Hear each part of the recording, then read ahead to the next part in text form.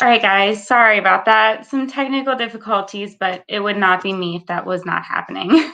If you're new, my name is Cassie. I am an advocate in the OCD community. I also do work with NoCD. We might be having Catherine join us here shortly. I think she might be joining a little bit late, possibly, but if not, we're going to go ahead and get started.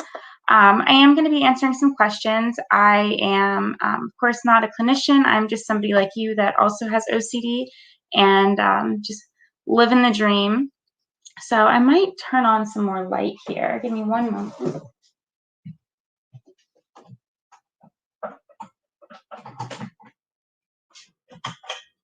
Okay. Do you think that's a little bit better? Perfect. All right. Also, it is the first day of Pride Month, so I do have my Pride shirt going on here. So I'm going to go ahead and jump right in and start answering some questions. And if anything, like I said, guys, if you have any questions, feel free to drop them below.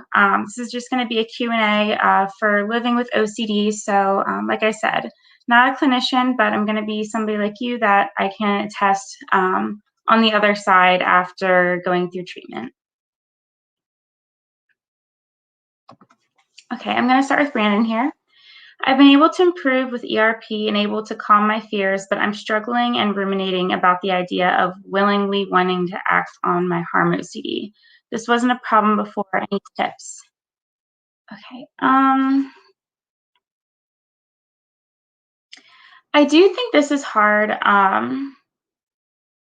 because with ERP, we're kind of getting to the point where we're not so much agreeing with our thoughts, which can be kind of difficult whenever we're doing scripts and kind of practicing the idea of, saying this might happen, this might not. I can live with that uncertainty.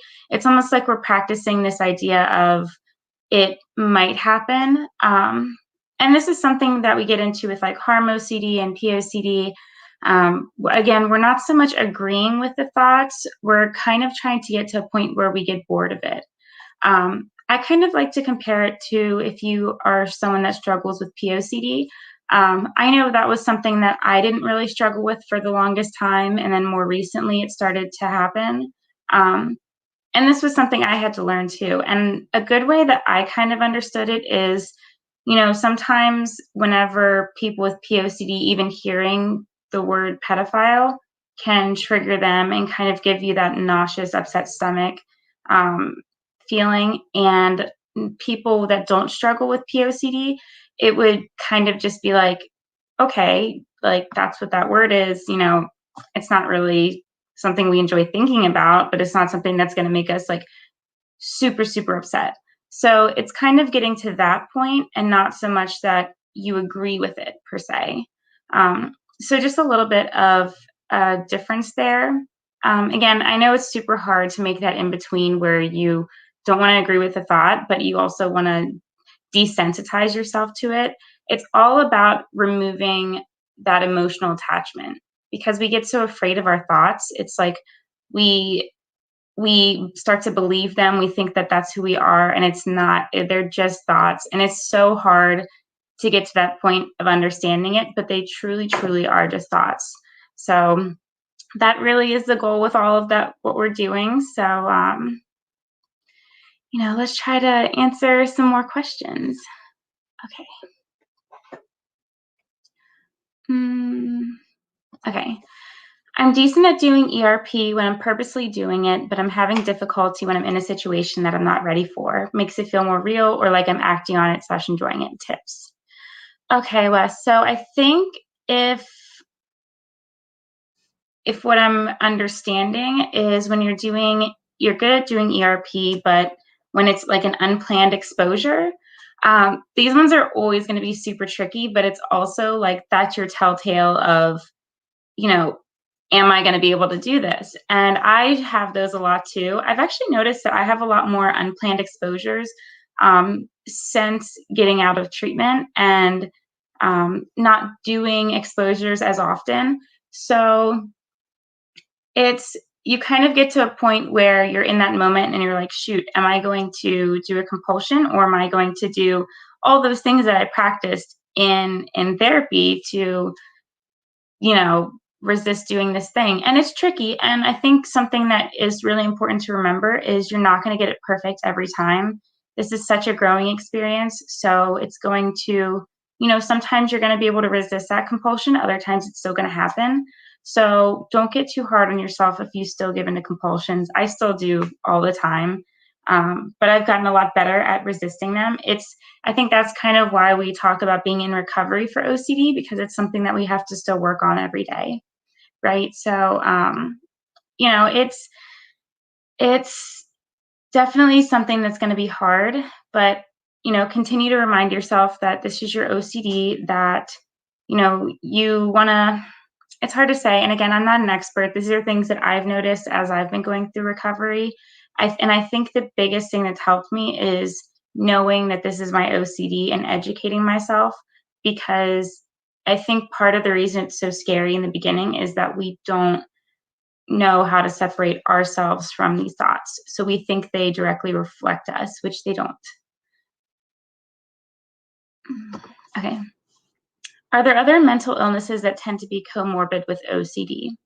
So it's hard to say what's,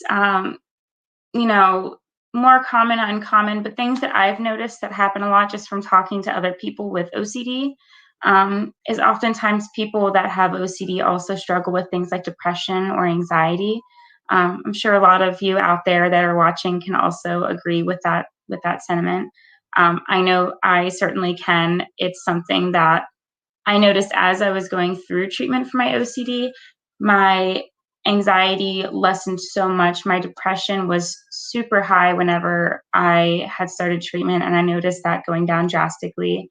So I think that that's something that's definitely common. I know another thing too is, sorry about that. Another thing that's really common is people that have like body dysmorphic disorder. Sometimes our obsessive thoughts can center around our bodies.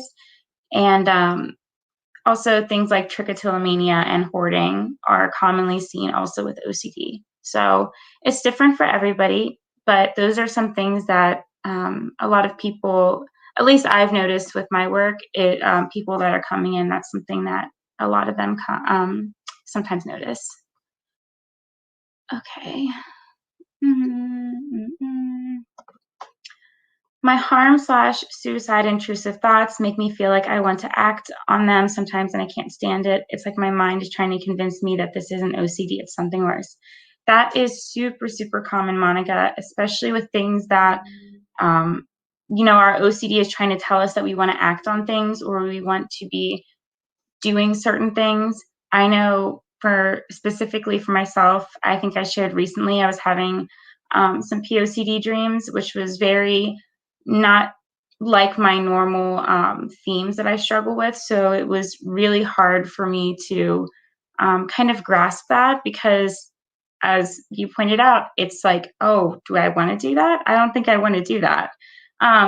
So this is something that I think is also helpful with recognizing that this is your OCD. It's super hard because the more we try not to think about it, the more we end up thinking about it. And these are things that we definitely don't want to be thinking about. But that is it's not you so much your mind trying to convince you that that's true. It's your OCD that's trying to convince you.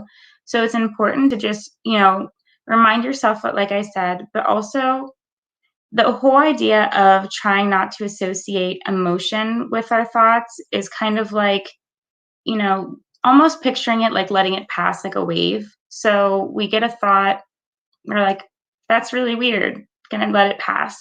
And of course, so much easier said than done, something I still struggle with myself.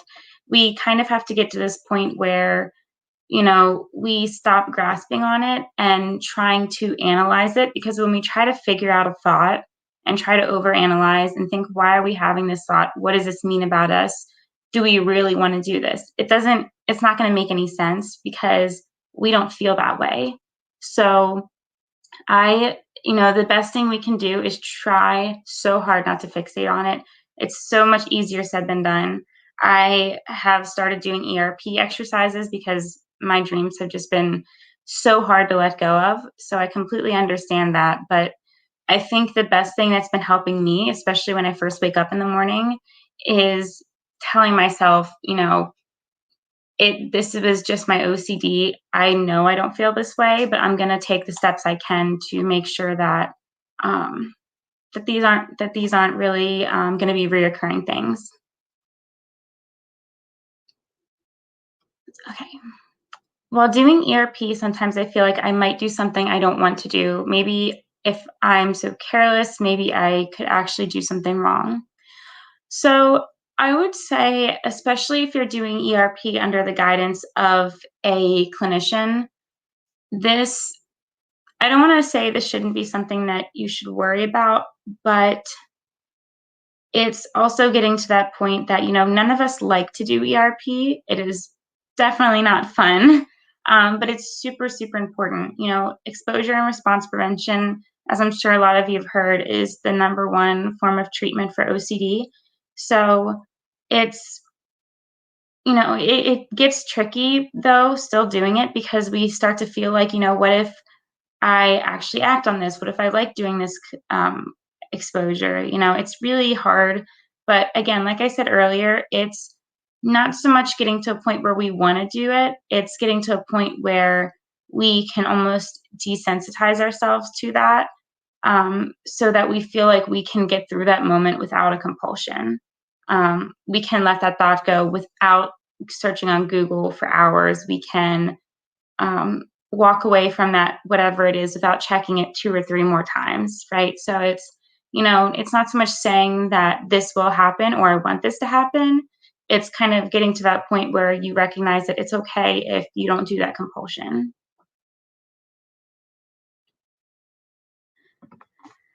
Andrea, I feel for this one so much. How to stop being afraid of everything and learn to live again. I struggled with that so much before I started treatment. It's really something that, I never thought it was going to get better. I felt like I was constantly going to be half in this moment and half in my mind. And I'm sure that you guys can all relate to that.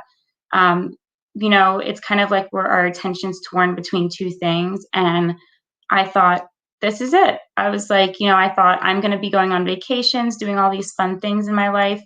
And my mind's going to be half in the moment and half focused on my OCD. And it was a terrible feeling. I literally was just like, I don't want to be doing this. I don't want to be living like this. And it's scary, but I also know that going through treatment was something that helped me tremendously. I was able to recognize those thoughts and kind of push past them.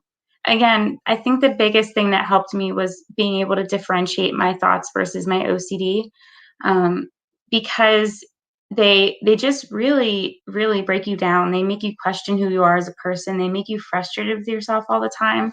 And we kind of have to get to this point where, we don't really feel that way anymore about them. And it's not so scary. I think me working with my therapist and starting to learn, what are my OCD symptoms and what are things that I'm thinking of. And I realized all those negative things that I was thinking was my OCD.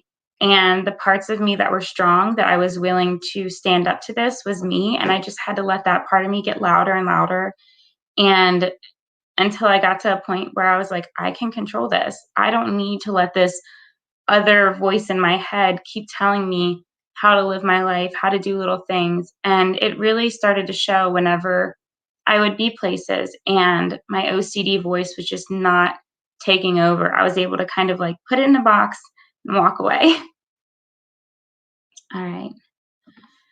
What should I do to help POCD? I haven't been leaving the house because I'm afraid if my eyes will look at a person inappropriately, even though I'm not thinking of them that way. That is really hard, Bella. I've actually talked to a lot of people who struggle the same way. I would, if you're not already working with an ERP therapist, treatmyocd.com. Of course, I'm going to always push for that, which this video is sponsored by. But it also comes down to really not letting your OCD control you. And that might be an exposure for you, is to, sit with that feeling that this may happen, this may not happen, but I'm not going to let it prevent me from stepping outside of my house. And whenever you're doing exposures, guys, remember that it doesn't need to be 0 to 100. You don't need to leave your house and immediately go to a playground. Like, that would be so triggering. It would be so hard. But something that might be helpful is one day go sit on the porch. Think about what your OCD is telling you and then ignore it. Say, I don't care. I'm still going to sit outside on the porch. And maybe one day you might take a walk around the block. It's baby steps, but those steps are so, so important to get to that point that you want to be at. So, like I said, POCD, harm OCD, every type of OCD, honestly, is so painful and just obviously not what we want to be doing with our life. So we have to take as many of these little steps as we can to get to a point where, we feel like we're fighting back, and, that part of us that's strong just starts to overtake our OCD. Okay, how to deal with a family member coming out when you have, so I'm actually going to correct this while I'm here. Instead of using homosexual OCD, I really want to encourage people to use sexual orientation OCD. Personally, and I know a lot of other people in the community find that homosexual OCD is very, very outdated, and sexual orientation OCD is a lot more open. Especially during this month, I really, really want to encourage people to make that switch, because it just sounds better. It encompasses so much more, and it sounds a lot more open-minded, in my opinion. But anyways, I'm going to get off my soapbox. I'm going to go back to the question. So whenever you have this, how do you deal with a family member coming out? Afraid it means because I'm related to them, it also means something about me. I can understand that fear, especially when you are someone that's struggling with sexual orientation OCD. I think it's like any other type of exposure that you're going to do, and of course, work with a therapist. ERP is extremely difficult to do, so I would never encourage somebody to try it without first working with a licensed clinician that practices ERP. So, getting to that point where you let yourself say, if it's true, if it's not true, I can live with that. And, it helps to get as specific as possible, telling yourself, if this happens to me because I'm related to them, who knows? I can live with that uncertainty. It's all about living with the uncertainty, and it's not going to be easy. It's going to be super hard at first, but like I said, it's not so much you trying to believe your OCD, it's you trying to tell your OCD, so what? I don't care if you make me think about this, because it doesn't matter. It's just a thought. And that's really what we have to try to get to with these things, is recognizing that our OCD does not define us. It does not say who we are as people. They're really just our thoughts. And because they often target things that are so valuable to us, people with POCD love children, and they would never want to do anything to harm them. People with relationship OCD love their relationships, and their OCD is giving them intrusive thoughts that make them doubt it. It really feeds off of our biggest values, and it ruins those things for us, and it makes us afraid of them. And I think that's why fighting back on this and not just giving in to compulsions for the rest of our lives is so important, because these are all things that we enjoy, and the more we do compulsions, it's going to switch to something else. And, we're going to constantly be living in that moment where what's going to trigger us next. And I can say that because I was there. So it's so important to get to a point where we can desensitize ourselves from these things, right? So,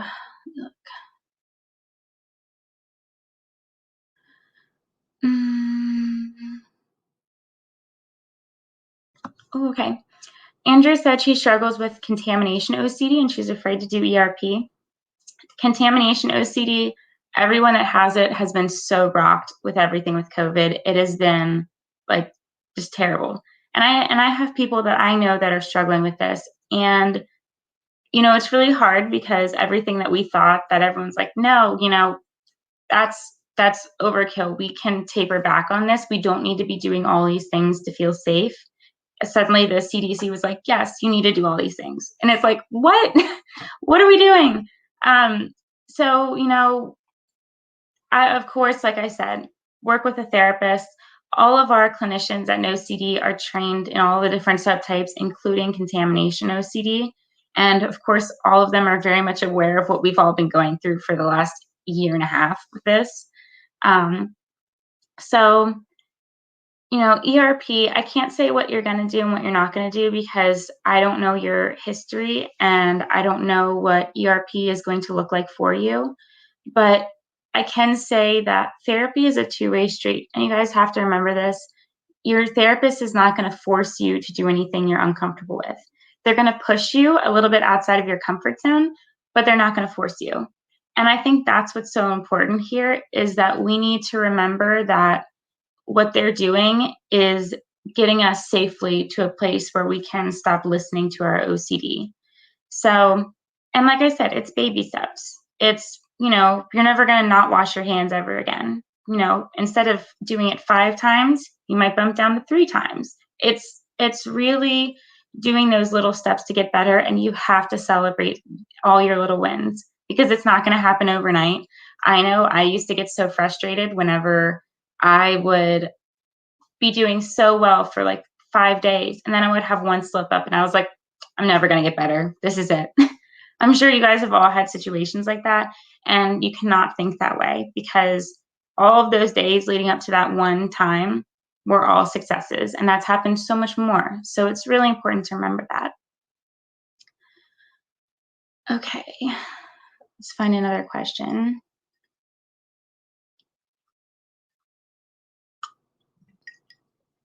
Okay, this is a good one. How do I know if I like my thoughts or not? This is very difficult, especially when we have thoughts that we're so uncomfortable with. But something that I've kind of learned, and I guess is a way for me to recognize what's my OCD and what's not, is that I look for that sense of urgency. Like if I don't know if this thing is true or not, but if it's true, I panic because I feel like I need to know the answer right now. Is this true or is this not true? And I feel like if our OCD thoughts, we agreed with them, we liked them, they were true, they were who we wouldn't get that sense of panic when they come, right? So, you know, people who are murderers don't panic and think, oh my God, I'm a murderer.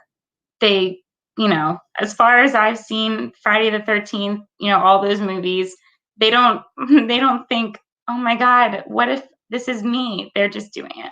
And, I know that is kind of like a harsh reality, but it's a good thing to remember.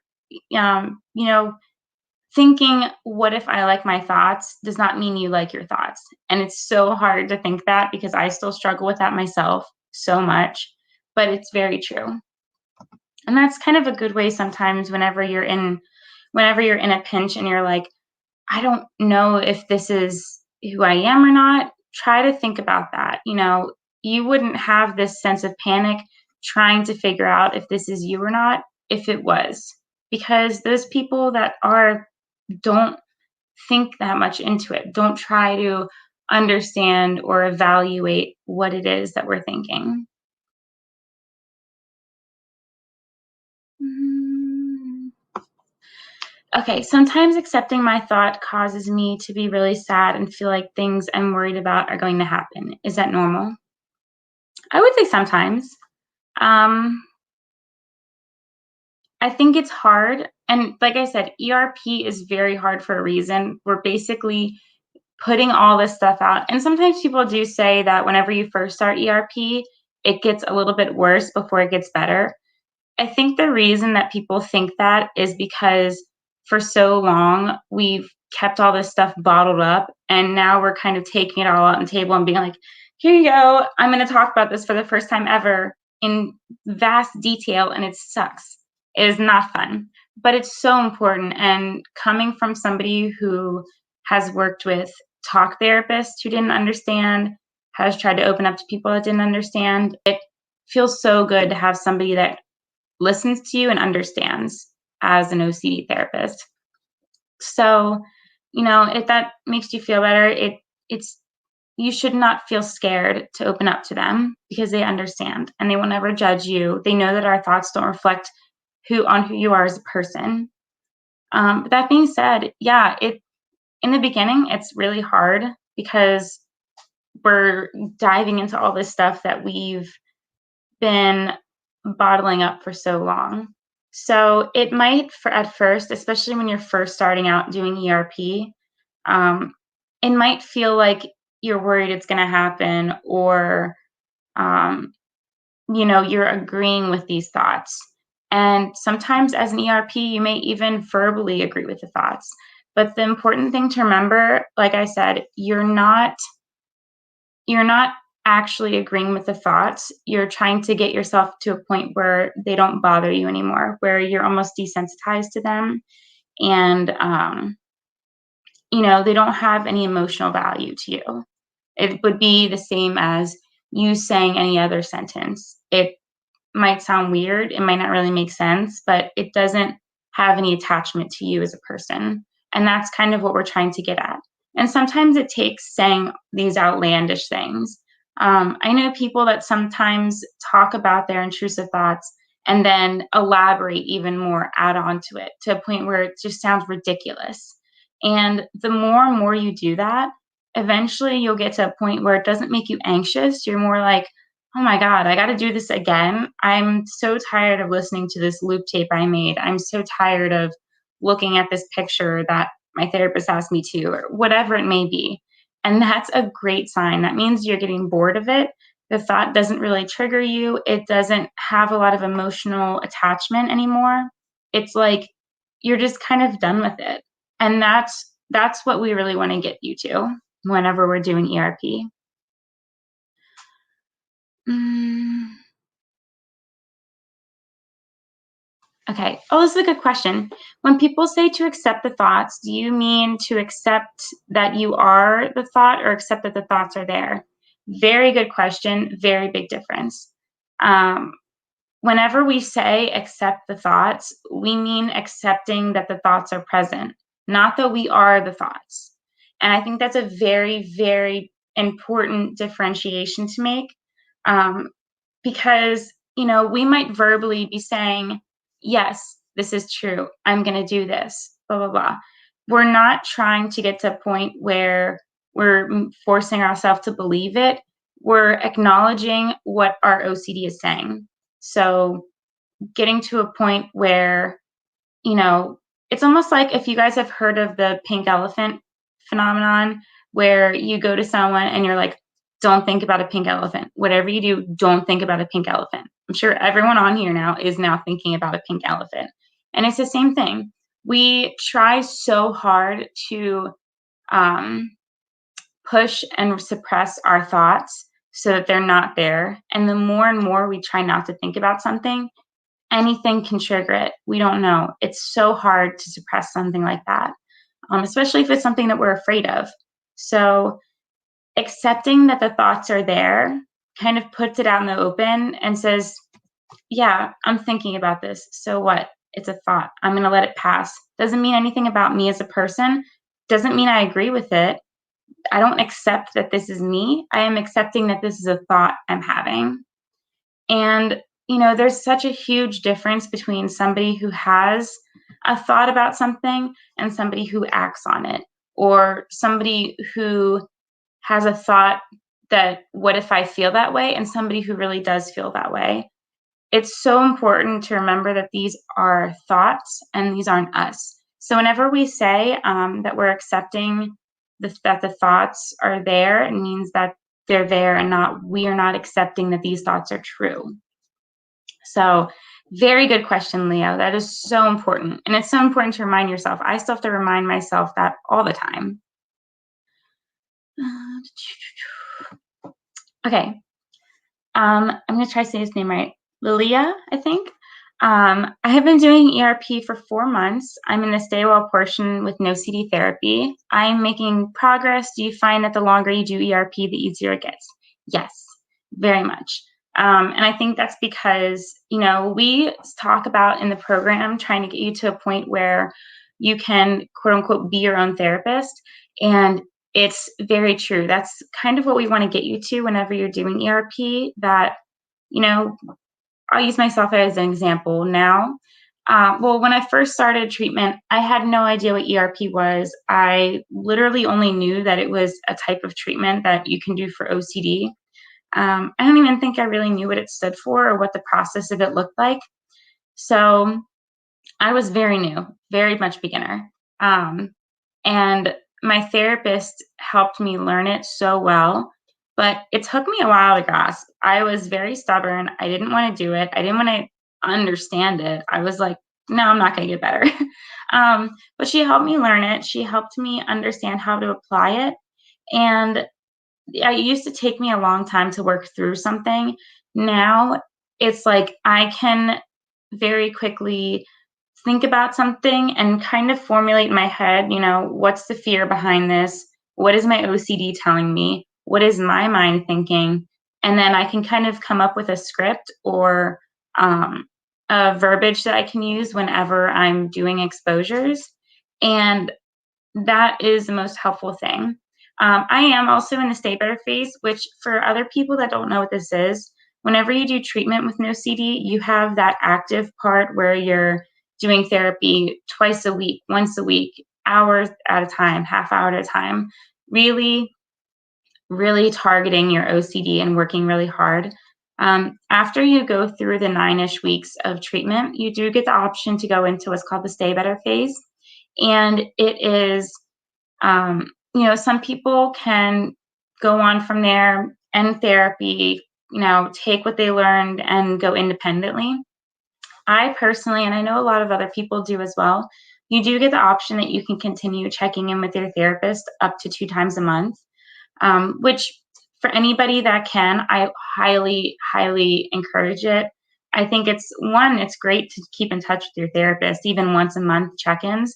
But also, if you have anything new flare up, you can check in with them and say, hey, I had this. This is what I'm thinking about doing. What are your thoughts? They'll give you feedback. Say, hey, that's an amazing type of exposure. I think this is going to help you. Go at it. And then you can spend that time practicing and keeping your OCD in check. And once you get into that stay better phase, you probably won't need to be doing ERP quite as much as when you were actively in treatment. But I think that's more so, I forget who it was, but somebody said earlier on, those kind of like unplanned exposures. It's more so implementing it into your everyday life, and getting to a point where, your OCD doesn't affect you every single day. Oh my gosh, ugh. You might have something come up, once this morning, maybe a few days later, something in the evening. And it's also not going to be so distressing. You're going to be like, okay, that's my OCD again. Bye. Whereas before, it's something that you might have sat with for hours and hours deliberating and just making you feel nauseous and all these different things. It's not going to be like that anymore. You're going to know it's there, but it's not going to be nearly as bad. I love this. OCD is scary for sure, but it's nice knowing there's support and that it doesn't define you. That's so important to remember. I remember times where I thought I was the only one going through this, and I used to think, especially with things like social media, I knew that people would, everyone talked about, oh, people put so much importance into social media, and it creates such toxic negativity, all this stuff. And I remember thinking like I had to do things over and over again until they felt right. And I would post something and take it down, redo the caption 5 times. My phone would like die, and everything I've been doing I lost. So I had to start it all over. And if I did it again, I would think, is this the same way that I did it before? And I'd have to keep doing it over and over again. I remember thinking like, I don't think this is what people mean when they say social media is toxic. I'm sitting here for hours trying to do this because I don't feel like it's right or it's good enough or whatever it may be. And it's like, me not thinking it's good enough is me thinking, you know, somebody's look at this and think I'm a terrible person, I'm super fake and all this stuff. And it could have been the most normal, natural picture. So it's weird at first, and then you start to notice other people have those things. When I was little, I would touch a counter and think that somehow that would prevent anything bad from happening to my parents, or that if I stepped on these tiles in my kitchen exactly, I was going to marry the right person. It's super weird. I didn't know why I did it. And to find a community that is doing all those same things and understands, and then to take it a step further and know that they're getting support and help is a crazy feeling. It is so cool. So, I agree with what you said. I'm going to put it back up there. It's nice knowing that there's other people that support you and that this doesn't define you. And for everybody that's having these thoughts that are so scary that, what if I do want to harm somebody? What if I'm going to harm myself? What if this is how I feel? Am I ever going to be able to get away from checking all these things? And the answer is yes. And you have support out there. You are not the only person. If I feel like we have subtypes and themes, but the truth is that if somebody is having a certain type of intrusive thought or struggling with a compulsion, the chances are that somebody else is doing it too. And somebody else is having that same thought. And even if we have an intrusive thought and we have a compulsion and they don't make any sense, with my magical thinking ones, me touching a counter was not going to have any correlation with the future. But for some reason, my mind was telling me I had to do it, and that was true. It's, nobody's going to judge you. There's other people that do the same thing, and it's unfortunate, but there's treatment out there, and we can get better. I feel like I just went on a tangent, and now I'm like thinking back, I have questions to answer.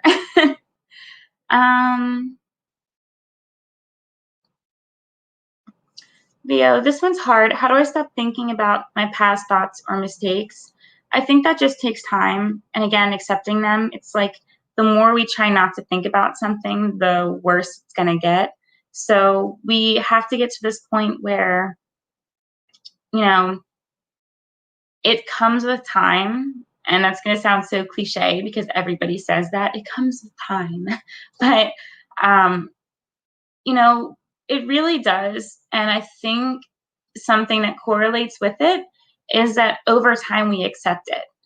And that's so hard because especially when we do things like make mistakes, we sit and think so much about who we are as a person and how much it reflects. But over time, we accept it. And that's kind of what we do with ERP too, if you think about it. We accept these things that happened. We know that they're no longer relevant or true, and we move on. And I think in a way that's kind of like what we're doing with ERP. But, just something to think about. This one's hard because I also have perfectionism, or just right OCD as we call it. But again, the whole idea of accepting uncertainty, I can't change this, I can't go to the past, is something that we have to keep telling ourselves. And I'll do it with even little things. If I'm making a purchase, or if I'm submitting something, if I'm posting something, I will try to tell myself if I made a mistake or if this isn't the best way I could have possibly done this, I can live with that and move on from it. And it's such an uncomfortable feeling, and it's so hard. And for somebody who doesn't have OCD, or maybe a different type of OCD, they might be like, just move on. And it's like our mind is still in that moment.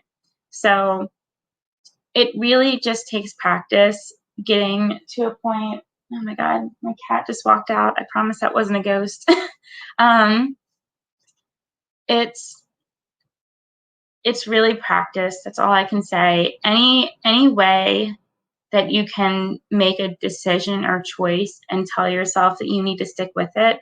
And the more you do it, the more you'll notice, because I did too. I noticed how many times I was either asking for reassurance, asking for help making a decision, and then going back and redoing it was another thing. All of those, I just did it constantly.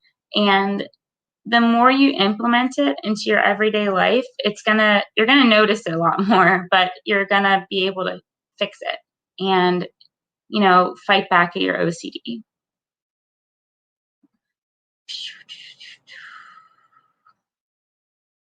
Oh, love Lana. Hi.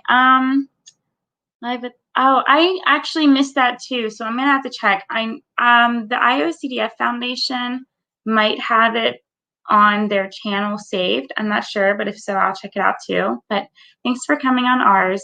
And also, anybody that watches our YouTube lives, we do save them on our page, so you're always welcome to go back and rewatch them. I always try to share them on social media too, so if you ever miss one of our nights, you can always go back and watch it.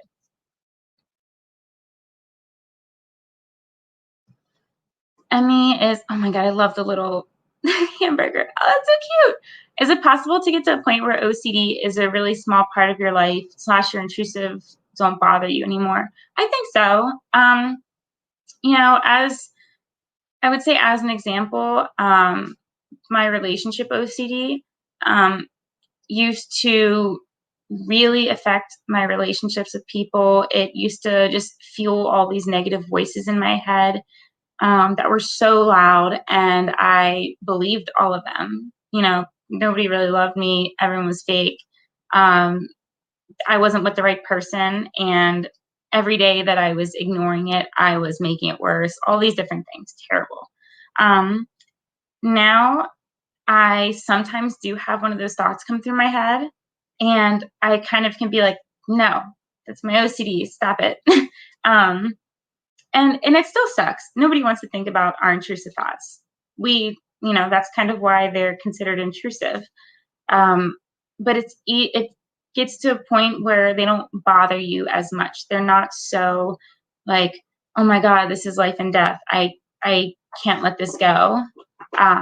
So that's the point. Oh my God, baby. Luna's here to say hello, guys. Okay. Let me go up and see who you're at.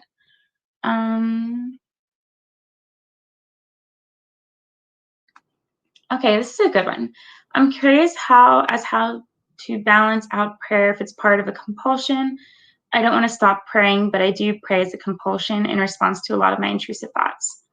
So I also have moral scrupulosity. Mine isn't so much attached to my religion as much as it is just who I am as a person, morally, my characteristics, things like that. And I think because prayer is important to a lot of people, you don't want to cut it out completely, especially if that's something that's important to you and your OCD is just kind of latching onto it. But I would say try to look for those telltale signs that your OCD, like you feel like if you don't do this thing, something bad's going to happen. You need to pray right now, or else this is true, or this needs to happen.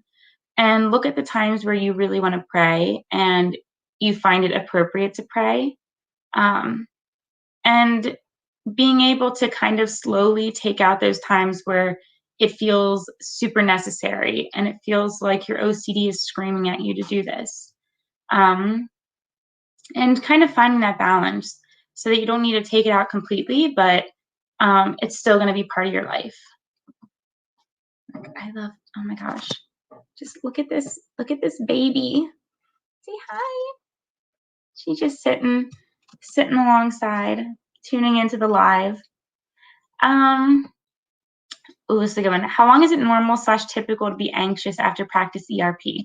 I used to struggle with this so bad because I used to tell my therapist. And looking back, it sounds so funny, because it doesn't really, like, now I kind of know better, but I used to tell her, people with harm OCD, if there was an exposure where they had to hold a knife, at the end of the exposure, they could put away the knife and walk away. I was like, if I'm doing mental exposures or kind of doing something in my head, I was like, how am I supposed to walk away from this afterwards? And I think what I didn't realize is that those people, even though they put away the knife or whatever it is, they're still thinking about it. And that's what's hard, is getting to a point where you can step away from it. I always tried to give myself like a reward or something after doing an exposure, um, and also something that would take my mind off it. So if I was doing an exposure, I would literally get up, walk to a new room. I would either try to talk to somebody, watch something on TV, go outside, something to kind of take me out of that moment. And it was almost like I was physically walking away from that exposure or whatever I was thinking about. So I don't know what the normal timetable is, because I know that ERP exercises are different for everybody. The timeline is different. Um, you know, all kinds of different things. Even how long people stay anxious for changes. Personally, if I was doing, and it also mattered what I was doing right afterwards. But personally, I noticed that if I was doing an exposure for maybe like 5 minutes, maybe the next 5 to 10 minutes, I kind of felt anxious. And then slowly it turned to like 3 to 5 minutes. And hi, baby. It just changed over time. But I think I also over time found it easier to get that anxiety afterwards down, and kind of, so to speak, put the knife away in the drawer so that I'm no longer thinking about it. And also, it helps to kind of celebrate after you do an exposure. Doing an exposure is a big accomplishment and it's something to be proud of. So, you know, whenever you're done with that exposure, try to give yourself a pat on the back. And in essence, I just got through this. I'm going to go have dinner with my friends. I'm going to do whatever, go binge watch the show I've been putting off, because you just triggered your OCD on purpose. You did this hard thing that a lot of people don't like to do. So, it's important to remember that. And sometimes just thinking about that helped minimize that post ERP anxiety just a little bit.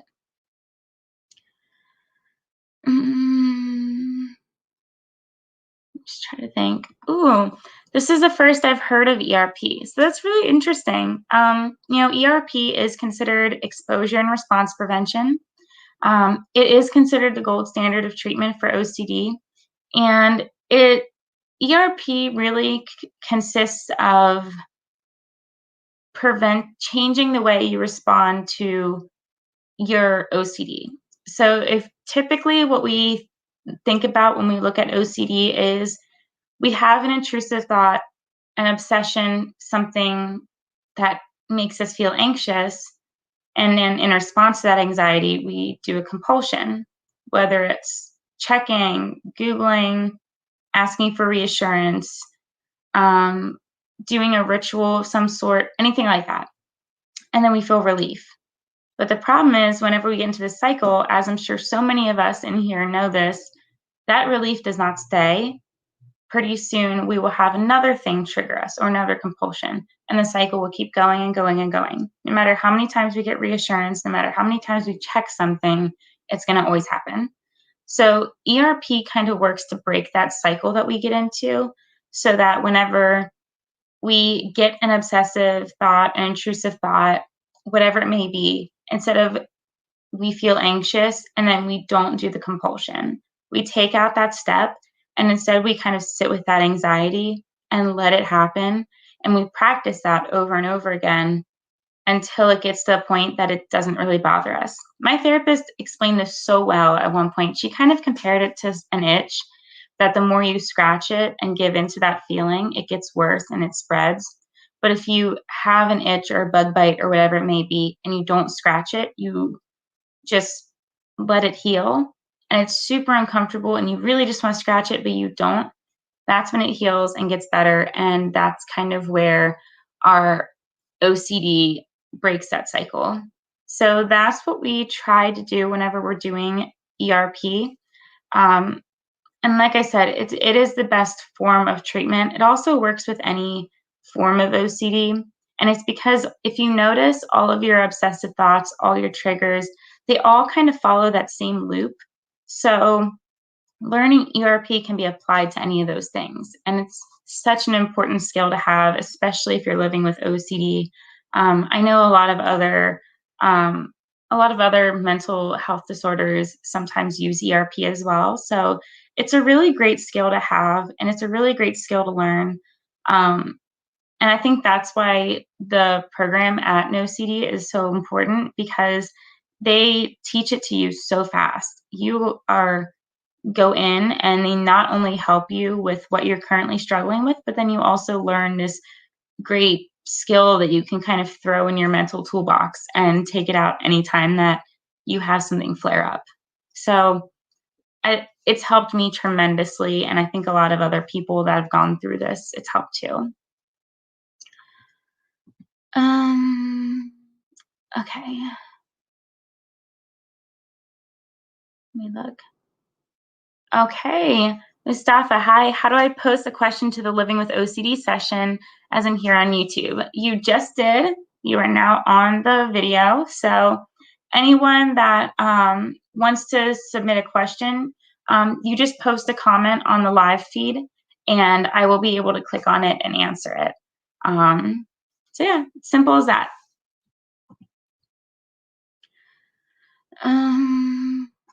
Ooh, good one. Also, we got about 6 minutes left. So if you guys have any other things that you're thinking about, please submit them. I'm trying to go in order, but I may skip down these last few minutes and see if I can pull any important ones. But any tips for avoidance during the weekends after a long work week? I need to do my therapy, but I always avoid on the weekends and I feel bad about it. This used to be me. If reassurance seeking was my first name, avoidance was my middle name. That was literally me. So I tried to almost incorporate it into my routine. Like I told myself, and you also have to make sure that you're not setting too high of expectations. I actually just did this today. I've been working on something that my OCD has been affecting for a while now. And I told myself, I'm not going to completely resolve it, but today I'm going to take this one step into working towards it. And it's a step that I was avoiding for a while. So if you look at things that you're avoiding, whether it's practicing your ERP, exposing yourself to something that would trigger you in the past, try to look at, how can I do a smaller step of this? How can I work towards it at least? Because one baby step is better than nothing. So any way you can kind of try to do it. Something that I try to do with my therapy, if I don't feel like I can do a whole exposure, I try to make a a voice loop recording of my script that I came up with my therapist, or, something that might trigger it. And I might just sit and listen to that. If I don't feel like I can sit and recite my whole script, do an ERP exposure, whatever it is planned, I will just turn on that voice recording and listen to that for 2 or 3 minutes. And that's an exposure that you worked on. And sometimes writing things down too, little things that, might feel uncomfortable, but they're still working towards your goal. So,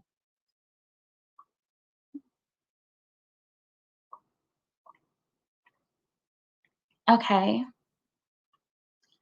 Let me look and see if I can find. Okay. I have a diagnosis of OCD. However, I think it is a form of generalized anxiety disorder. I think anxiety related, no doubt. Just want to know the best way to treat it. So I think the fact that you have an OCD diagnosis is awesome, is so wonderful. Um, But I think also a lot of times OCD and anxiety are go hand in hand. They're almost like comorbid together. Um, I think that if you are trying to treat your anxiety, um, I would find a specialist that treats anxiety, maybe outside of an OCD, because I think if I remember correctly, you are in our program right now, which is awesome. But I do know that they go hand in hand. Just like whenever I was going through treatment and going into it, my depression was really bad, and um, as well as my OCD, of course. But whenever I went through treatment and my OCD was improving, my depression also improved with it. That sometimes does happen, but other times sometimes you got to work on that main thing and then tackle something else. Ideally, it would be really nice to find a specialist that works with OCD, anxiety, if you have body dysmorphia, if you also struggle with hoarding or skin picking, whatever it may be. Um, it's not always easy to find a specialist to cover everything. So, something that we always try to say is that target what is the most prevalent thing right now, the thing that's affecting um, your your everyday life for the most part. Tackle that first, and then work on whatever else is happening. So, if your OCD is the main thing, target that and work on that, and then maybe find um, an anxiety therapist to help manage those symptoms as well. And when you're working on your OCD, it might even help improve some of those symptoms as well. You never know. I know that was the case for me. So it's good to just try out and see. Okay, let me look for a few more questions and I will let you guys go. I'm sure if you're tired of hearing me talking, because I am. um, How do I do ERP if it's a word that's bothering you the most in your head? For harm OCD, like kill or hurt, those are the words. It If you don't feel like you're ready to tackle those yet, try to start with things that are smaller steps. And of course, do this with a therapist. Do this alongside somebody who is trained to treat OC. They're going to be able to help make sure that you're triggering yourself in a way that it's effective, but it's not overwhelming you, sending you over the edge. It's going to be hard, but it's not supposed to be impossible. And then eventually get yourself to the point that you're exposing yourself to words that do make you think about that. Um, and eventually, later on, as you practice and continue, getting yourself to a point where those words don't have so much meaning, that you can say them out loud without feeling like they're reflecting some way on you or who you are as a person, or um, anything related to you. Mm. Oh, I love that people are talking about the voice recordings. Yeah, those were super helpful for me. There was times where even if I was like not home alone and I didn't feel comfortable saying all these things out loud, that was a perfect way for me to still be able to do an exposure, was listen to it. Because you can sit and listen to something and it might be triggering you a little bit, or a lot, you never know. Um, and people around you can't really notice. They can't tell that you're working through this thing. So you can very privately still do an exposure. And then once you're done with it, get up and say, I just spent 5 minutes with my OCD. I just spent 7 minutes listening to my intrusive thoughts. And now I'm done listening to it. I can take off my headphones. I can walk away from this. It is perfect.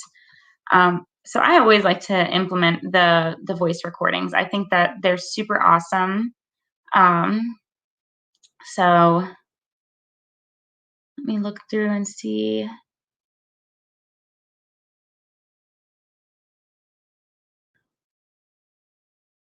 Okay.